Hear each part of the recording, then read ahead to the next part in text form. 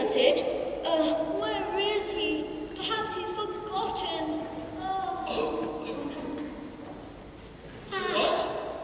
Forgot what? Forgot to see my dear friend Mark? No. As if I would. No, of course you wouldn't. So, what's the hurry that you had to see me before I left for Rome? Rome. That's a dangerous place to be a Christian these days. Well, the church needs me. I need to go. I know, but we'll miss you and your stories about Jesus. But you can tell them the stories. You know them as well. I know them, but you were there with Jesus for almost the whole time. You heard him teach. You shared meals with him. I can't tell the stories the way you can. Oh, I suppose not.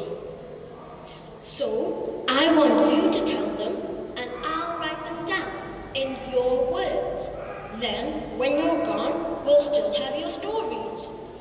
Oh, even when I'm gone? That, young Mark, is a good idea. Well then, when shall we start?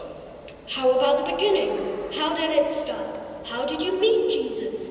Oh, they're the big questions. Give me a minute to collect my thoughts. How did you meet Jesus? Well, he moved down to Capernaum and was working as a carpenter, just like his father. He made good, solid furniture. I'm sure you're using some of those chairs and tables even now. And that was when it all started? No, it was a little later when John started baptizing in the River Jordan. Jesus went down there and he got baptized too. He disappeared into the desert for a while. Then suddenly he was back, announcing that God's kingdom was coming and preaching and stirring things up. So that's when you joined in. Stop jumping ahead. It was exciting, all the talk about God coming and changing everything. But we still had to earn a living. Fishing? Yeah, fishing.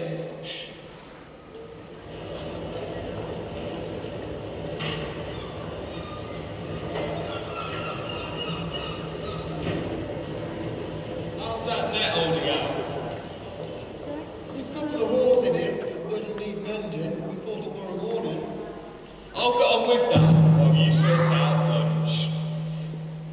What have we got for lunch? What do you fancy, Andrew?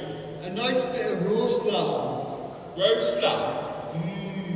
That's a great idea. So, what's for lunch, Peter? Fish. Ah, he got you there. You big joker. You're a fisherman. Get the fire going, and we'll grill some of those tiddlers no one will buy. They're in the bucket. Always fish. Of course. What else is there to catch? You can catch people. He's a big joker now. You can't catch people. Oh, no, not like that. Listen, I've got good news for the poor and for the sick, for the blind who will see, for the deaf who will hear, and prisoners who will be set free. But I need help. I need help to bring people into God's kingdom.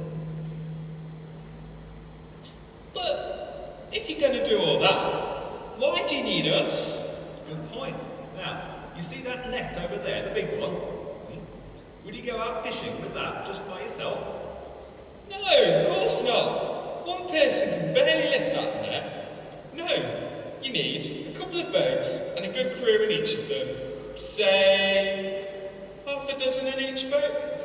That's right, and that's exactly what I need. I need strong hands to pull on the oars and to pull in the nets, so we can catch people for God's kingdom. We can be fishing for men.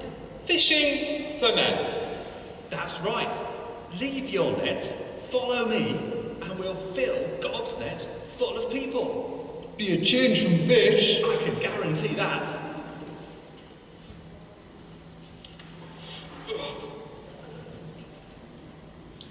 Right, boss. When do we start fishing for people? Well, I've already started. So, come on. And, Andrew, bring the bucket.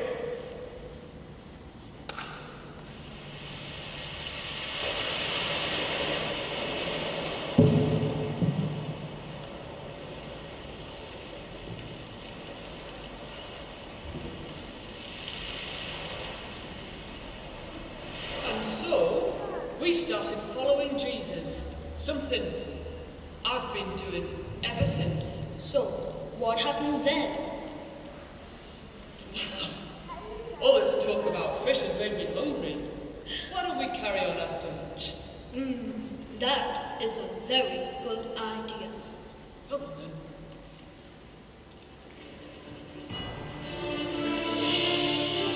Very good, very good. Can we give a big round of applause?